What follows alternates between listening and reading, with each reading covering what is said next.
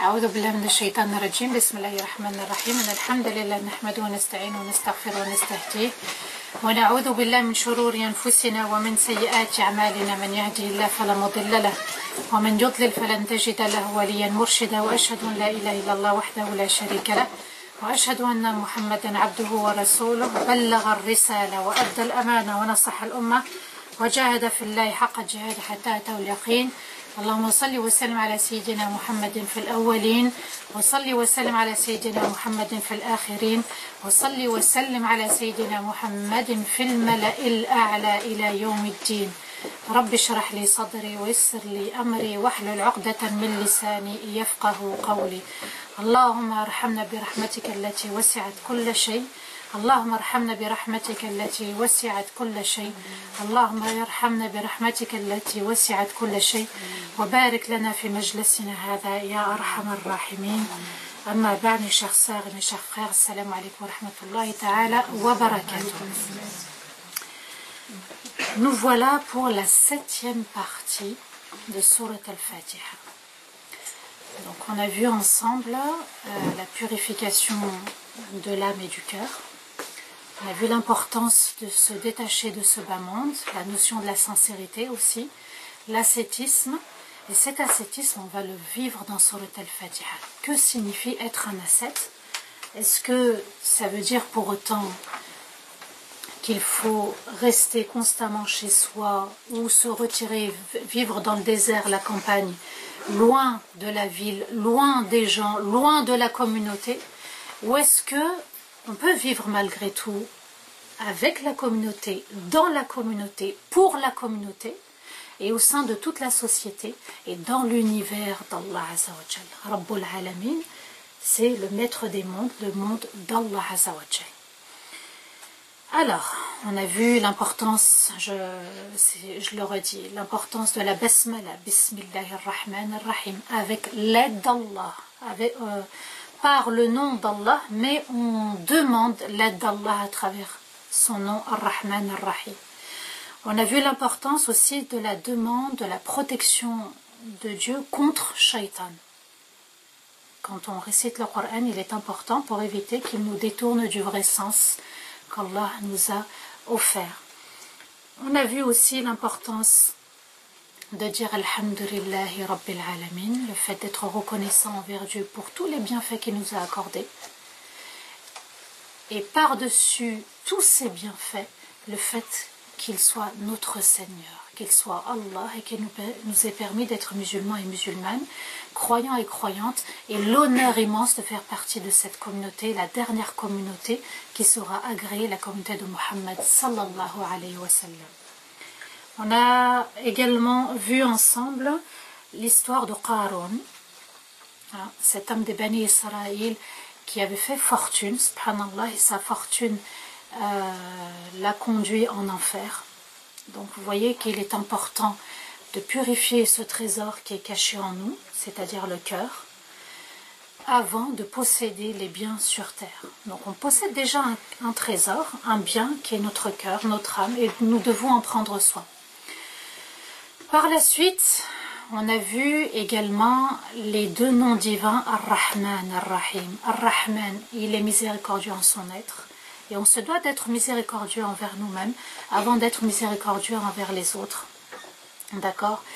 Et si on méditait la création de Dieu, on verrait que la miséricorde d'Allah touche toute chose.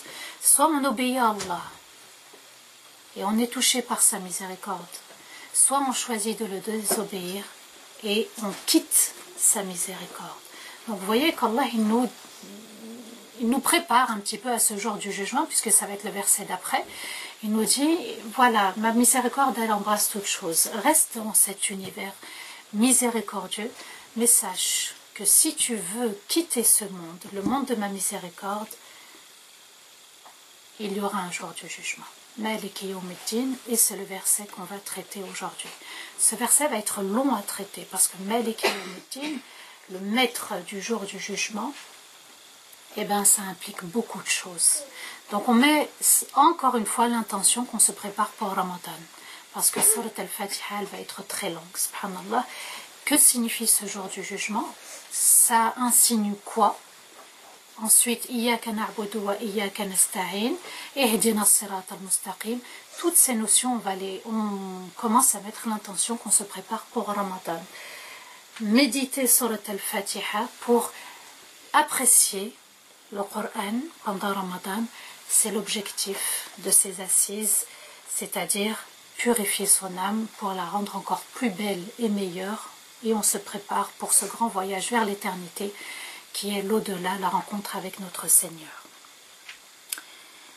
Maliki Yawmiddin, le roi ou le souverain du jour du jugement. Ce verset, subhanallah, il a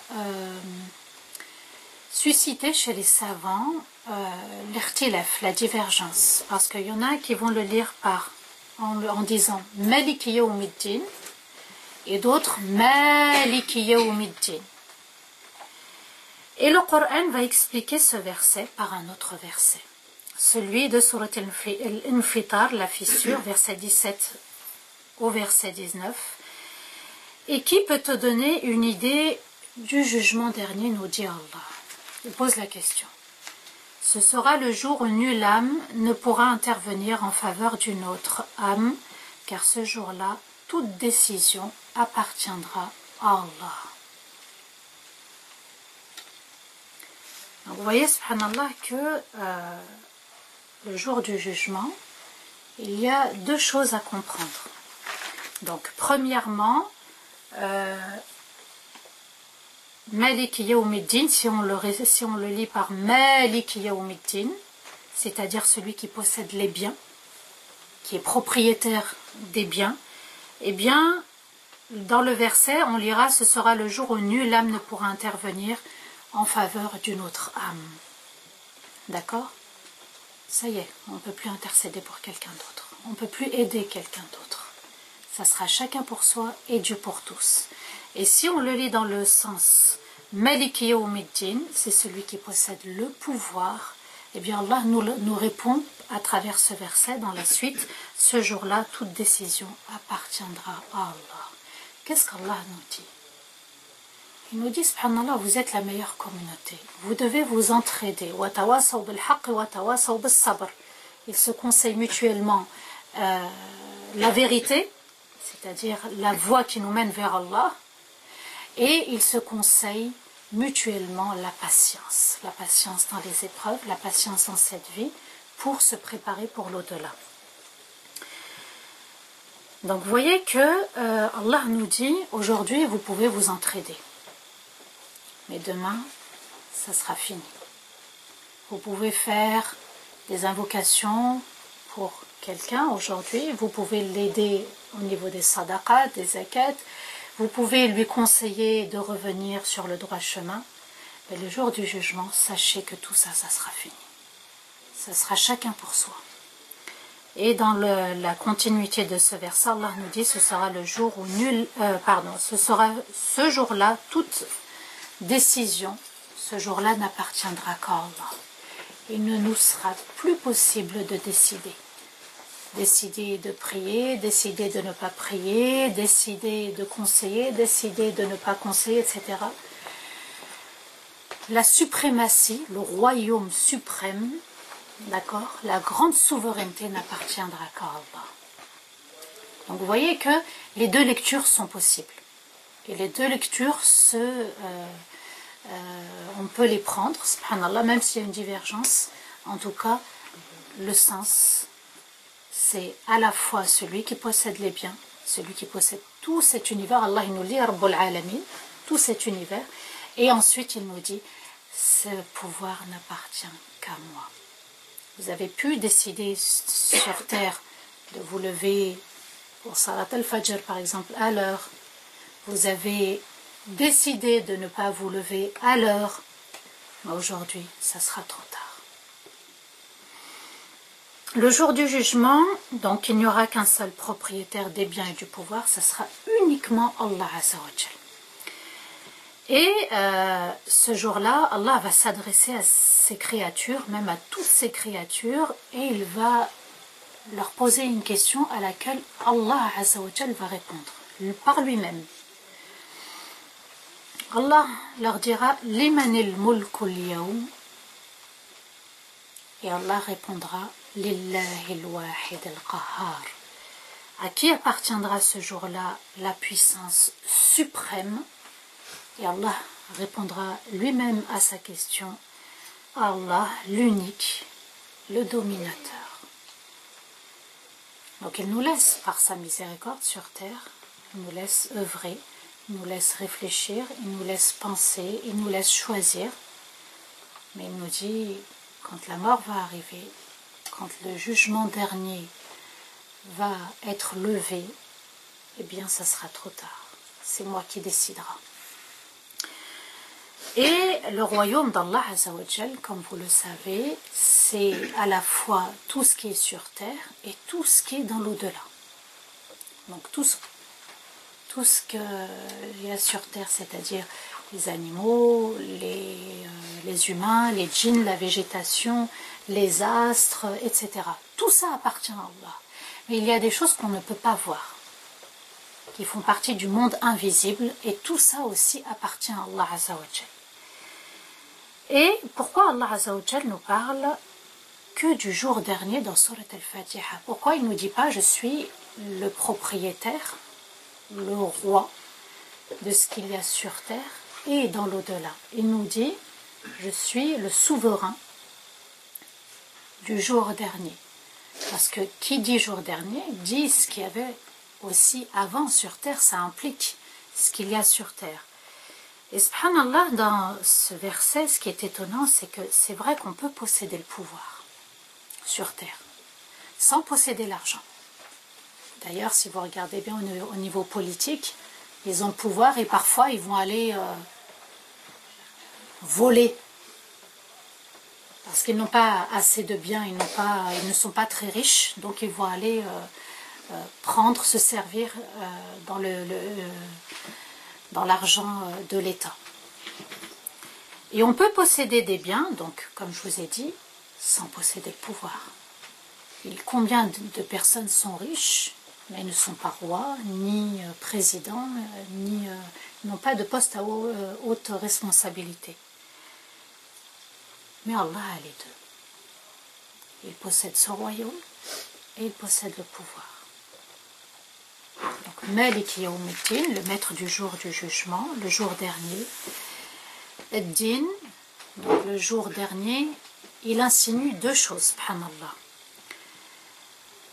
Nos actes, Ad-Din, c'est aussi nos actes, l'acte accepté par Allah, qui est l'islam. Inna ad-dina 'inda Allah al-islam. Vous allez rencontrer ce verset dans le Coran. Inna ad-dina 'inda Allah al-islam, Ad-Din, Malik Yawmiddin. Donc là, Ad-Din, ce sont nos actes. Allah n'acceptera de nous que si on est soumis à Allah. L'islam, c'est ça, c'est la soumission à Dieu. On est soumis, nos actes seront validés. On n'est pas soumis à Dieu, nos actes seront nuls, ils ne seront pas valides. Et deuxièmement, que le sens donné à Ad-Din, le jour dernier, c'est la récompense de nos actes. Donc c'est à la fois nos actes sur terre, mais c'est aussi, ça implique nos actes qui auront une rétribution. Rétribution veut dire récompense dans l'au-delà. Et en plus, vous savez, vous trouvez aussi le hadith Kama tudinu tudan. Hein? Comme tu feras aux autres, on te fera. C'est une règle universelle qu'Allah a instaurée sur terre. Comme tu feras aux autres, on te fera également. Si tu parles sur les autres, on parlera un jour sur toi. Si tu es injuste envers les autres, un jour on sera injuste envers toi. Si tu voles les autres, un jour on te volera. D'accord? Ça, c'est une règle, une loi universelle sur terre. Donc vous voyez que le mot din, ça symbolise nos actes et à la fois la récompense selon nos actes. La récompense, c'est pas que les hasanat, c'est aussi les mauvaises actions, donc as-sayyi'at, ce qui nous conduira en enfer. Donc vous voyez que le jour du jugement, il est précédé de nos actes. Donc ça implique, le jour du jugement implique nos actes sur terre et la récompense dans l'au-delà. Et le jour du jugement repose sur 5 piliers. D'accord? C'est important de les connaître. 5 piliers. Si ces 5 piliers sont réunis dans le cœur du croyant, sa foi est complète. En tout cas, sa foi pour le jour dernier. Pour l'au-delà, sa foi est complète. Premièrement, croire en la mort, en l'agonie. Il y en a, ils pensent que la mort, ils ne mourront jamais. Hein. Il y en a, la mort, ça sera pour les autres, mais pas pour eux. Il y en a, ils n'ont pas encore cette conviction qu'un jour, ils vont mourir. Donc, vous voyez, subhanallah, Malik Yawmiddin, pour ceux qui rentrent dans la prière, Allahu Akbar, Assalamu alaikum, ils n'ont rien retenu de cette prière, alors qu'Allah, il nous parle de la mort, subhanallah. On a le rappel de la mort. Donc, premièrement, cela concerne la mort, et ça va être le début du jour du jugement.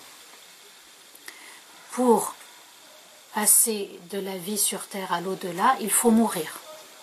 D'accord? Donc, ça implique l'agonie, ensuite la mort, donc c'est le début de l'au-delà. Deuxièmement, croire au monde intermédiaire, al-barzakh. Al-barzakh, il n'y a pas une traduction bien spécifique, précise. On traduit par le monde intermédiaire. Pourquoi? Parce que vous avez des personnes, par exemple, elles vont mourir noyées. Leur corps ne va pas être enterré si on ne trouve pas la trace de leur corps ou leur corps a été déchiqueté par les poissons dans l'eau. Ben, ces personnes-là, on ne les enterre pas. Donc c'est pour ça qu'on parle du monde intermédiaire entre la terre et l'au-delà. Donc c'est le passage de la terre vers l'au-delà. La tombe aussi implique les supplices de la tombe comme les délices, les moments de bonheur dans la tombe, hein, ça aussi il faut y croire. La tombe, c'est quoi? C'est pas juste on prend le corps de la personne, on l'a enveloppé dans un linceul et puis on le jette dans la terre, c'est pas que ça. Quand on va commencer à le couvrir, il va y avoir Munkar et Nakir qui vont venir avec leurs 3 questions. Le corps va être rongé, mangé par les vers de terre, subhanallah. Et la personne, elle va voir, surtout le croyant, va voir, Allah lui permettra de voir s'il va au paradis ou en enfer. En tout cas, s'il va au paradis, il verra son séjour au paradis, subhanallah, devant lui. Troisièmement, le jour de la résurrection.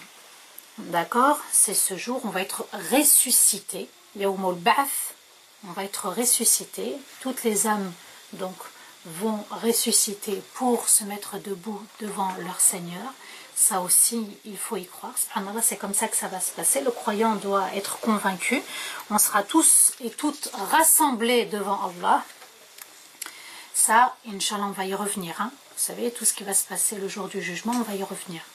Donc là, j'explique brièvement les 5 piliers. Quatrièmement, le jugement. Il faut être convaincu, ça fait partie de notre foi, la foi au jour du jugement dernier. Donc ce jugement où on va comparaître devant le tribunal d'Allah, on va rendre des comptes. Ce que j'ai fait, ce que j'ai pensé, ce que j'ai dit. D'accord? Et cinquièmement, la récompense après le jour du jugement. Donc une fois que le jugement est établi et fini, on va être récompensé soit par le paradis, je l'espère, soit par l'enfer.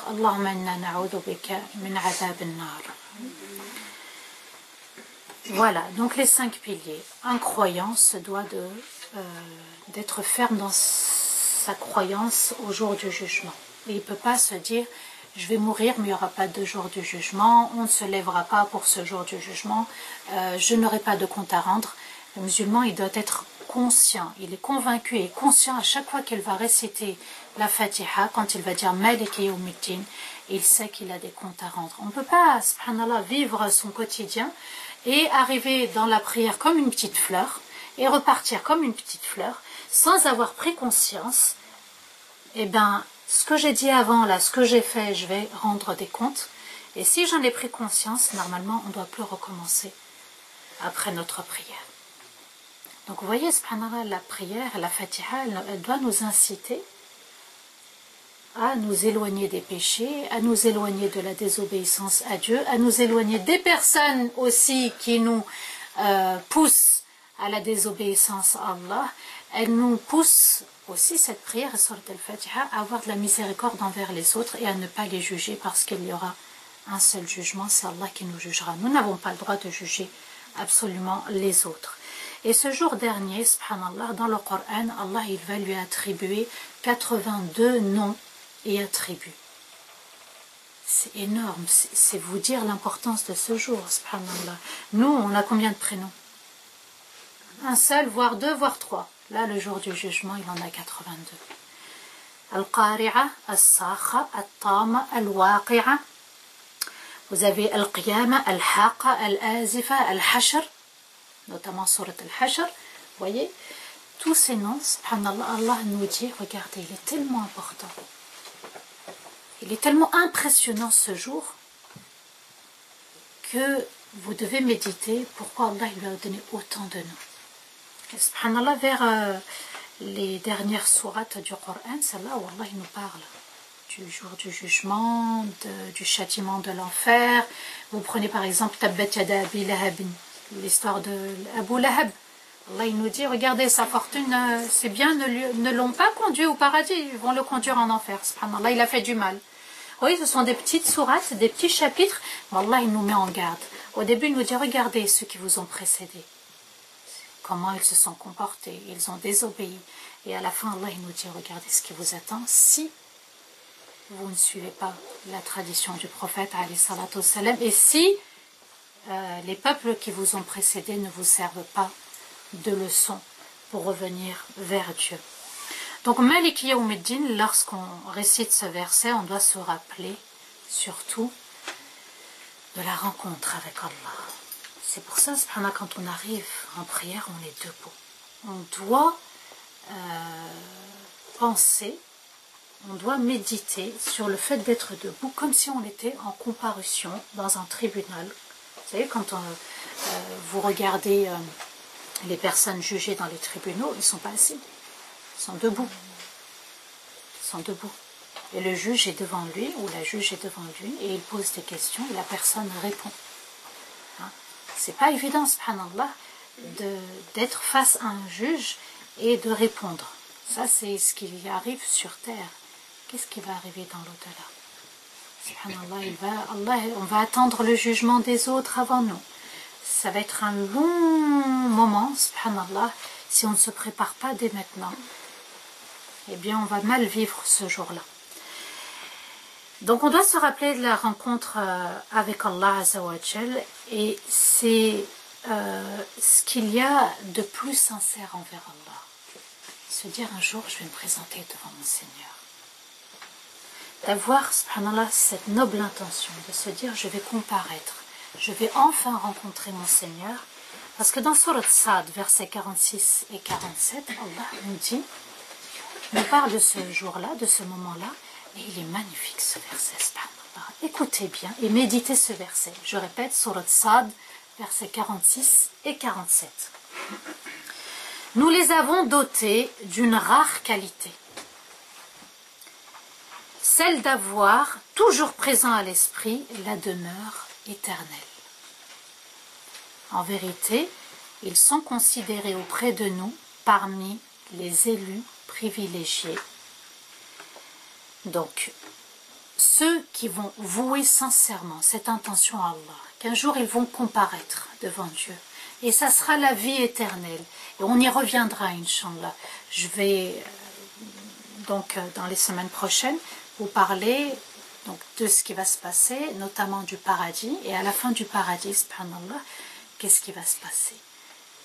Donc, Allah, il va accorder le paradis à tout le monde, enfin, à ceux qui l'ont mérité. Voilà ce que je veux dire. Voilà, ceux qui l'ont mérité, à tous ces gens-là. Et à la fin, Allah, il va leur dire, est-ce que vous voulez plus? Imaginez, toute votre vie, vous avez œuvré pour le paradis. Allah, accorde-moi le paradis. Allahumma nas'aluka al-jannah. Wa ma qarraba ilayhi min qawlin aw amal. Ya Allah, fais que mes paroles, mes actes me rapprochent du paradis. Et au-delà de ça, Allah nous dit, est-ce que vous voulez plus? Il y a plus. Parce que si Allah il nous propose, c'est qu'il y a plus. Subhanallah, on y reviendra.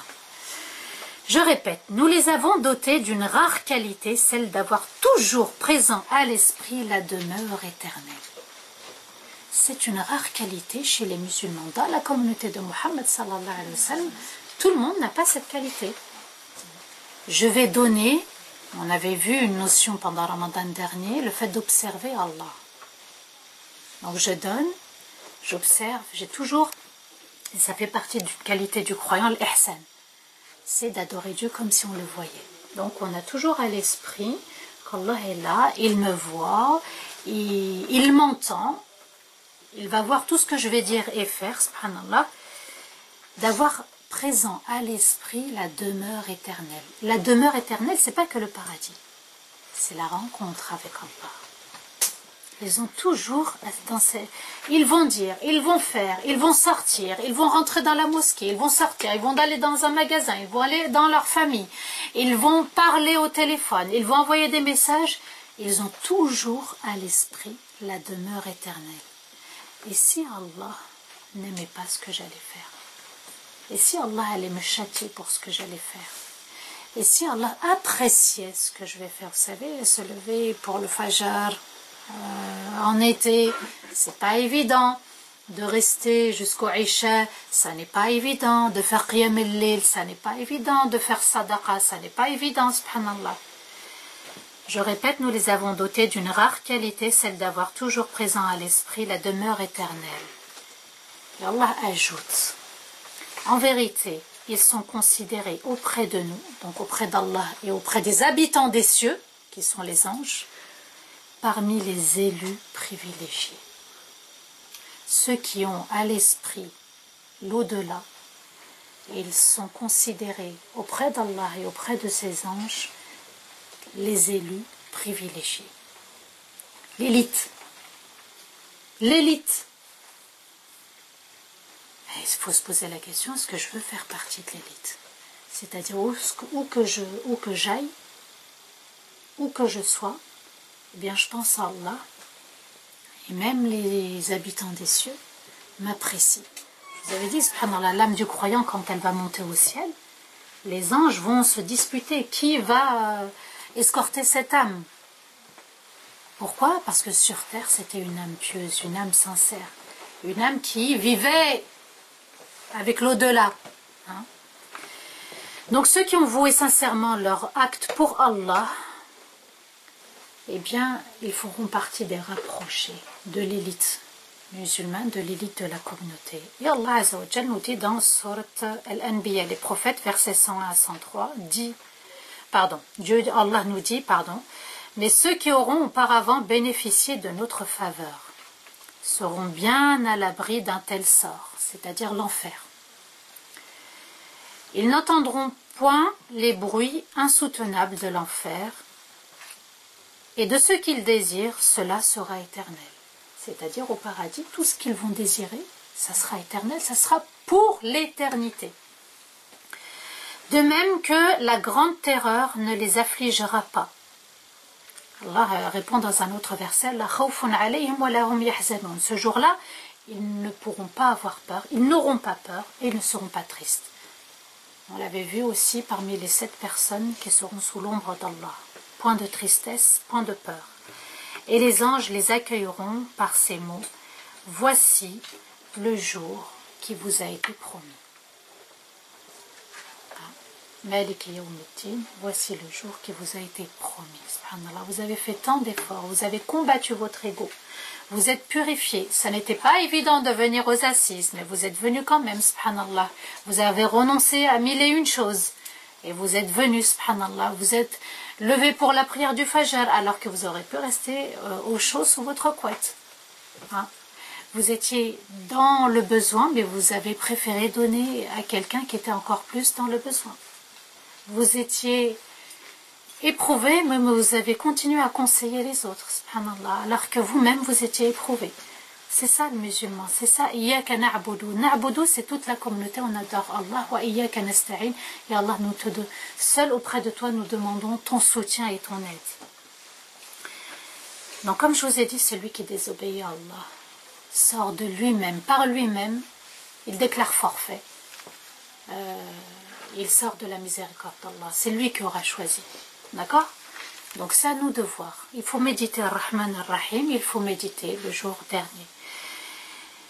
Vous savez, subhanallah, le musulman qui a un bon comportement tout au long de sa vie, celui qui a un sourire tout au long de sa vie, celui qui donne sadaqa tout au long de sa vie, celui qui donne le conseil, celui qui incite les autres à faire le bien tout au long de sa vie, c'est quelqu'un qui croit au jour du jugement. Il sait que par ses bonnes actions, ça fait plaisir à Allah. Il y a des personnes qui vont tout faire pour éviter l'enfer, et c'est noble. Il y a des personnes qui vont tout faire pour aller au paradis, et c'est très noble. Mais au-delà de ces deux comportements, il y a le fait de faire plaisir à Allah. Et ça, subhanallah, c'est la plus grande des noblesses. Agir parce qu'Allah me voit, agir parce qu'Allah aime, agir parce qu'il est le roi du jour du jugement. Et j'ai envie de le rencontrer en l'ayant satisfait sur terre, en lui en fait plaisir. Dans un autre verset de Surat Al-Imran, donc le verset 189 à 194, Allah nous dit en vérité, il y a dans la création des cieux et de la terre, et dans l'alternance de la nuit et du jour, tant de signes pour des gens doués d'intelligence. Vous voyez, cette intelligence, Allah il ne la donne pas à n'importe qui. Cette intelligence, celle qui nous pousse à méditer Allah, sa création. Ce qu'il nous a dit, Maliki Yawmiddin, Rabbul Alamin, pardon. Il nous a dit Rabbul Alamin, le maître des mondes. Observez, subhanallah, les étoiles. Observez le ciel, observez la pluie, observez le vent. Le vent, on ne le voit pas. Pour celui qui ne croit pas en Dieu, je me dis, comment il peut prouver qu'il y a du vent? On ne le voit pas, le vent. C'est plein de petites choses comme ça que les gens se sont égarés tout seuls. Hein? Allah, il nous dit, méditez. Si vous voulez vous rapprocher d'Allah, méditez. Qui, debout, assis ou couché, ne cesse d'invoquer Allah et de méditer sur la création des cieux et de la terre. D'accord?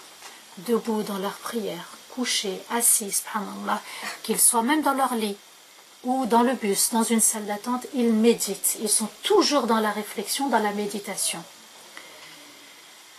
En disant, Seigneur, ce n'est pas en vain que tu as créé tout cela.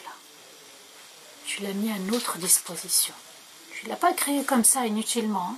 Frih, comme on dit, dans le vent. Gloire à toi, préserve-nous du châtiment de l'enfer. Donc vous voyez, subhanallah, que la méditation des cieux et de la terre, et surtout, vous savez, au printemps, en été, c'est des moments favorables où on arrive à encore plus méditer Allah. Quand ils sont dans la méditation, et quand ils savent, ils ont compris que ça a du sens, ils disent, gloire à toi, préserve-nous du châtiment de l'enfer. Ya Allah, c'est tellement beau, c'est tellement magnifique. Je me suis tellement rapprochée de toi, Ya Allah, préserve-moi par humilité. Hein. Ils vont demander, Ya Allah, préserve-nous du châtiment de l'enfer. Et c'est pas fini. Seigneur, celui que tu as destiné à l'enfer, tu le couvres d'humiliation et les injustes ne bénéficieront d'aucun secours. Ils prennent conscience, quand on médite la création de l'univers, on prend conscience qu'il ne faut pas désobéir à Dieu parce qu'on risque l'enfer. Et c'est pour ça qu'ils disent, celui que tu as destiné à l'enfer, tu le couvres d'humiliation. Déjà, vous voyez comment on fait, on essaye de s'habiller correctement pour pas que les gens parlent sur nous. On essaye, vous voyez, on fait tout sur terre pour éviter que les autres parlent sur nous. Imaginez le jour du jugement où tout va être dévoilé. Hein? Celui qui sera couvert d'humiliation, c'est celui qui aura commis des péchés. L'autre jour, subhanallah, il y avait un frère qui avait des morts. Il racontait, il disait, subhanallah, on a eu affaire à un jeune, écoutez bien, décédé après 3 jours. Il a passé 3 jours devant la télé à regarder des films interdits, d'accord? Et il est mort en pleine action. Il est mort en pleine action. Wallah, c'est ce qu'il disait, subhanallah, ce frère. Il a dit, on a lavé un jeune comme ça. Malik el-Maut, l'ange de la mort, est venu le chercher pendant qu'il faisait un acte interdit. Il était tout seul, il a fait un acte interdit par Allah et il est mort comme ça. Donc vous voyez que si on ne prend pas conscience que cet univers il appartient à Dieu, qu'il y a un début à toute chose et il y a une fin aussi à toute chose, subhanallah, et qu'il faut demander à Dieu de nous préserver, de ne pas nous humilier le jour du jugement. Parce que ceux qui seront humiliés, ils seront humiliés à cause de leurs péchés. Celui que tu as destiné à l'enfer, tu le couvres d'humiliation et les injustes ne bénéficieront d'aucun secours. Ceux qui sont injustes envers eux-mêmes déjà, envers Allah, c'est ceux qui auront associé quelque chose ou quelqu'un à Dieu. Parfois on peut tomber dans vous savez, l'ostentation. L'ostentation, c'est une forme d'association, de shirk. Riya. Seigneur, nous avons entendu une voix qui nous conviait, qui nous invitait à croire en toi et nous avons cru. Regardez, subhanallah, ils sont dans la crainte et après ils sont dans l'humilité. Ya Allah, moi j'ai cru en ton message. J'ai cru au message du prophète alayhi salatu wassalam. Seigneur, pardonne-nous nos péchés à tous et pardonne-nous nos mauvaises actions et reçois-nous après notre mort parmi les justes, c'est-à-dire parmi ceux qui ont obéi à Allah azza wa jal. Seigneur, accorde-nous ce que tu as promis par l'intermédiaire de tes messagers. Épargne-nous toute humiliation au jour du rassemblement, toi qui ne manques jamais à ta promesse. Vous voyez comment étaient les prophètes? Ils demandaient à Dieu, Ya Allah, ne m'humilie pas ce jour-là. Ils avaient pris conscience, ils vivaient avec Surat al-Fatiha. Quand on dit Malik Yawmiddin, c'est le jour de l'humiliation, c'est le jour du dévoilement. On va rendre des comptes. Mais rendre des comptes, mais qu'est-ce que je vais dire, Ya Allah? Qu'est-ce que je vais dire, subhanallah? Même les prophètes, Allah va leur demander. Qu'est-ce que vous répondez? Ya Allah, la ilma lana. On n'a aucune science, on ne sait pas. Tellement ce jour sera terrible. Allah nous dit aussi Inna alladhina yakhshawna rabbahum bil ghayb lahum maghfiratun wa ajrun kabir. Ceux qui craignent leur Inna alladhina yakhshawna rabbahum bil ghayb, ceux qui craignent leur Seigneur, subhanallah, alors qu'ils ne le voient pas. Lahum maghfiratun wa ajrun kabir. Ils auront un grand pardon et une grande récompense. Donc craindre Allah alors qu'on ne le voit pas, c'est aussi craindre l'enfer. Le ghaib ici, le ghaib c'est l'enfer. Les savants ont expliqué, c'est-à-dire ils craignent leur Seigneur, ils ne veulent pas entrer en enfer. D'où les versets précédents. Et la grande récompense, vous savez, c'est la double récompense qu'Allah a citée dans Surat Ar-Rahman, le très miséricordieux. Et il nous dit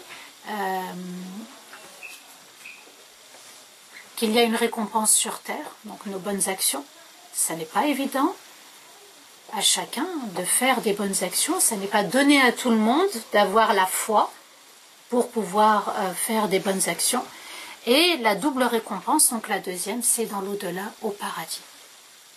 Il y a encore une grande récompense, on verra plus tard. وَلِمَنْ خَافَ مَقَامَ رَبِّهِ جَنَّتَانِ. Voilà le verset. Allah nous dit, celui qui aura craint son Seigneur, il aura deux paradis. Paradis sur terre, celui de faire les bonnes actions. D'ailleurs, quand on fait une bonne action, alhamdoulilah, on est apaisé. Quand on fait notre prière avec humilité, on est apaisé. Et la deuxième récompense, c'est le paradis. Et on doit, subhanallah, remercier Allah, car par sa miséricorde, Allah ne nous a pas dévoilé ce jour du jugement. Il ne nous a pas donné aussi la fin de notre vie. C'est vraiment la miséricorde d'Allah parce que ça nous incite à continuer à œuvrer. Et aussi pour qu'on s'y prépare avec sérénité. De se dire, je vais prier, je vais donner, je vais lire mon Coran, je vais jeûner, je le fais avec sérénité. Parce que si on connaissait l'heure de notre mort et l'heure du jour du jugement, on serait vraiment en train de trembler et on ne pourrait même pas œuvrer. Donc vous voyez, subhanallah, c'est vraiment une miséricorde de ne rien connaître. De ne pas connaître la fin, c'est une très très grande miséricorde d'Allah Azza wa Jal. Et puis la plus belle des miséricordes, c'est celle de rencontrer notre Seigneur. Maliki Yawmiddin, quand vous êtes dans la prière, c'est Ya Allah, je souhaite te rencontrer. Hein? Donc normalement, la prière est censée nous apaiser, apporter la sérénité et de se dire Ya Allah, je suis prêt. Je crois que c'est un hadith Qudsi, Allah nous dit Man ahabba liqa Allah, ahabba Allahu liqa'ah. Celui qui aime la rencontre d'Allah, Allah aimera sa rencontre. Bon, donc vous voyez, il y a des personnes, vous leur parlez de la mort, non, tu ne m'en parles pas. Hein, vous leur parlez d'héritage, de testament, vous commencez à parler de maladie. Non, mais il ne faut pas lui en parler de la mort, laisse-le pour l'instant. Voilà, il y a des gens, ils ne supportent pas. Ce n'est pas donné à tout le monde de maîtriser ce sujet et de l'aborder. Et Allah nous dit aussi, et lorsque ton Seigneur a dit aux anges, je vais installer, et ça va être le début de la création de Adam, je vais installer un représentant sur la terre. Les anges vont répondre à Allah. Vas-tu établir quelqu'un qui fera régner le mal et y répandra le sang alors que nous célébrons ta gloire et tes louanges? Allah leur répond, ce que je sais dépasse votre entendement. Il y a des choses que je sais que vous ne savez pas. Ce verset, il va annoncer la création de Adam. Et pourquoi les anges ont dit à Allah, est-ce que tu vas créer quelqu'un qui va semer le mal, qui va répandre le sang? D'ailleurs, c'est l'époque dans laquelle nous vivons. C'est vraiment le péché, c'est de partout, dans nos foyers, en dehors de nos foyers, dans tous les foyers, dans toutes les sociétés, subhanallah, les guerres, les crimes. Hein, récemment, on a entendu des crimes, enfin il y en a tous les jours, hein, à toutes les heures, que Dieu nous en préserve, parce que avant la création de Adam, sur terre, il y avait les djinns.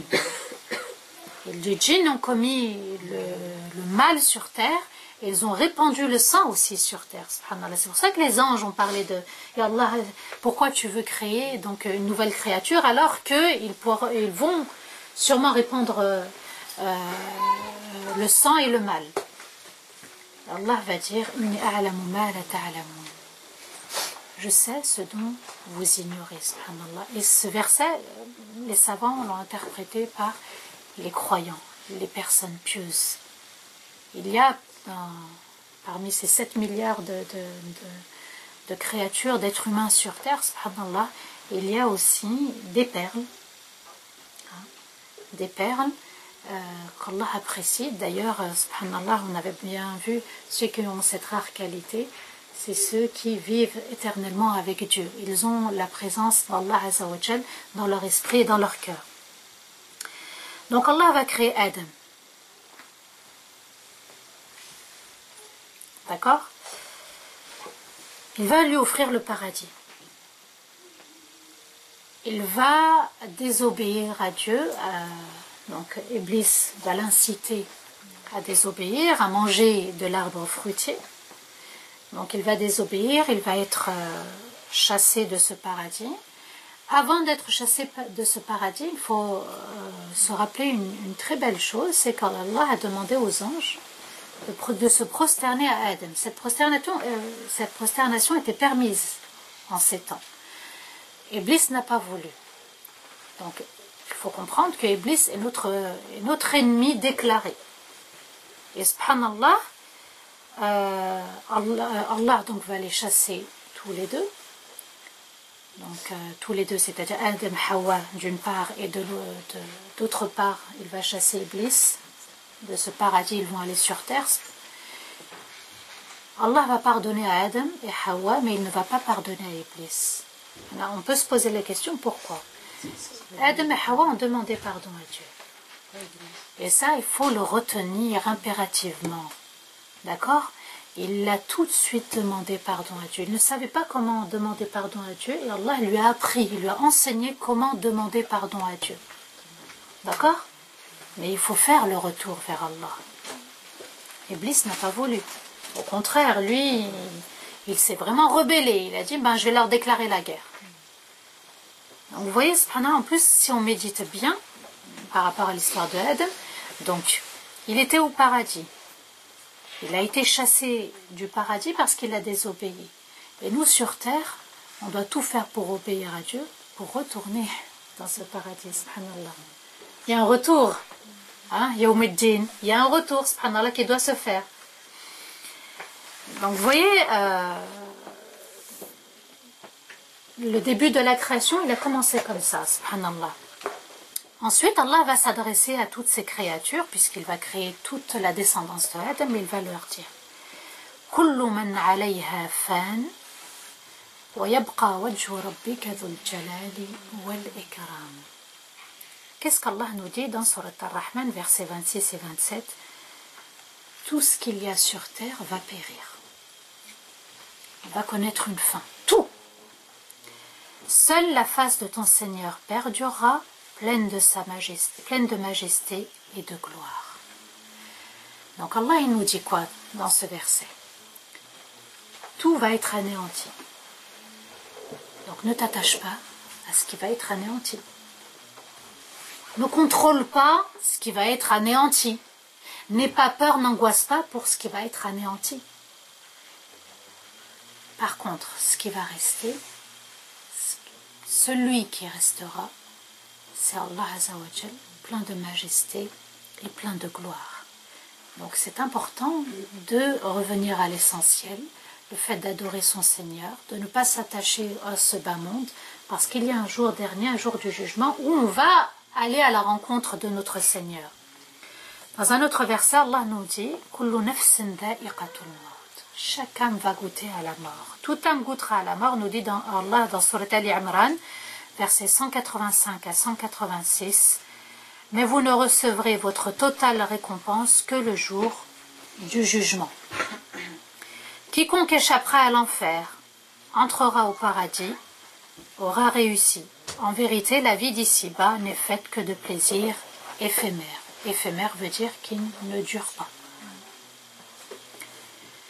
Donc, qu'est-ce qu'Allah nous dit à travers ce verset? Toute âme goûtera à la mort. Toute âme goûtera à la mort. C'est-à-dire, les humains, ils vont connaître une fin, ainsi que les djinns, les anges, les animaux, la végétation, tout ce qu'il y a dans cet univers. Et Allah, il commence par cet univers. Rabbul Alamin. Il nous dit dans Malik Yawmuddin, tout ceci va goûter à la mort, aura une fin. Et subhanallah, la mort, c'est la fin de notre vie et le début d'une autre. Vous voyez que le voyage est continu. Hein? Vers l'éternité, le voyage continue. Et la mort, c'est la porte, subhanallah, vers l'au-delà, vers le paradis, vers l'enfer. Je vous énumère un petit peu, et c'est ce qu'on va voir prochainement. Le pont Sirat, la balance, la remise des livres, par la main droite ou par la main gauche, la demande des comptes, hein, le bassin aussi, le hawth, le bassin autour duquel, Inch'Allah, j'espère, on rencontrera le prophète Mohammed sallallahu alayhi wa sallam. Et ce qu'il y aura de plus magnifique et qu'on verra à travers Malik Yawmuddin, puisque ça c'est qu'une introduction à Malik Yawmuddin, la rencontre avec notre Seigneur.